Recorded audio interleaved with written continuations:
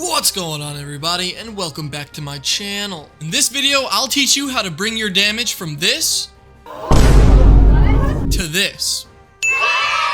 Let's get right into it.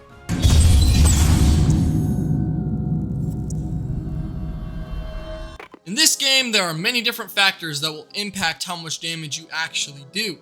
So I've actually compiled a list for you guys here today on everything I could possibly think of that might affect your damage.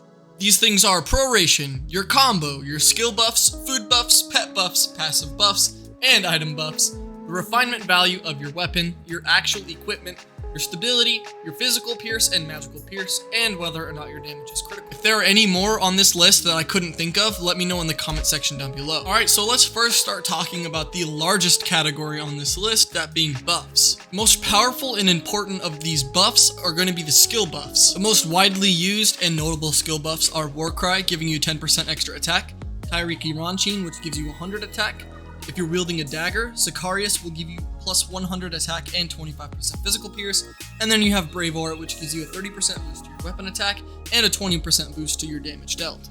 And to show you guys how much of an impact active skills actually have, I'm going to do a quick damage test where I test damage with no active skill buffs versus my damage with active skill buffs.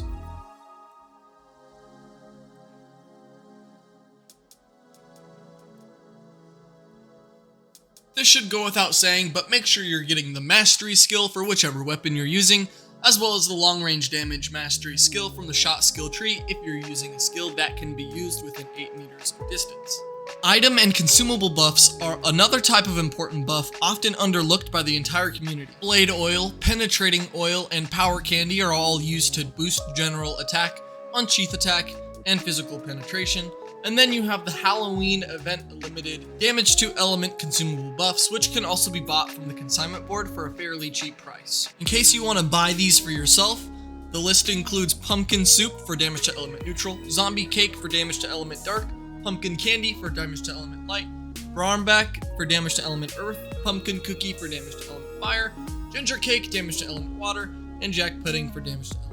All of which will give you a 5% damage bonus to the respective element. And here's another quick damage test to show you guys the difference of using item buffs versus not using item buffs.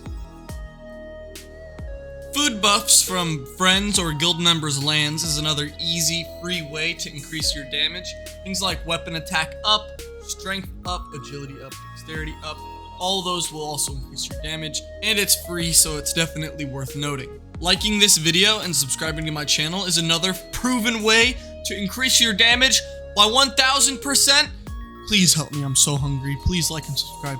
Proration is another mechanic that you need to take advantage of in order to do good damage. Make sure you're spacing your skills out with plenty of auto attacks in order to increase your proration on the monster to do proper damage.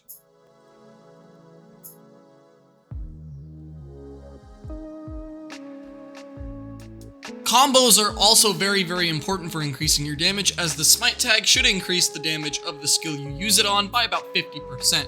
For your standard average physical DPS, I definitely recommend Magic Impact into your physical DPS skill with the smite tag, as Magic DPS will not only inflict magic proration right before your physical skill, but it will also half the skill cost of the one used after it, in this case being our DPS skill. And then the combo ender, usually Magic Finale with Smite, will help you end the combo without any extra MP cost. Damage test!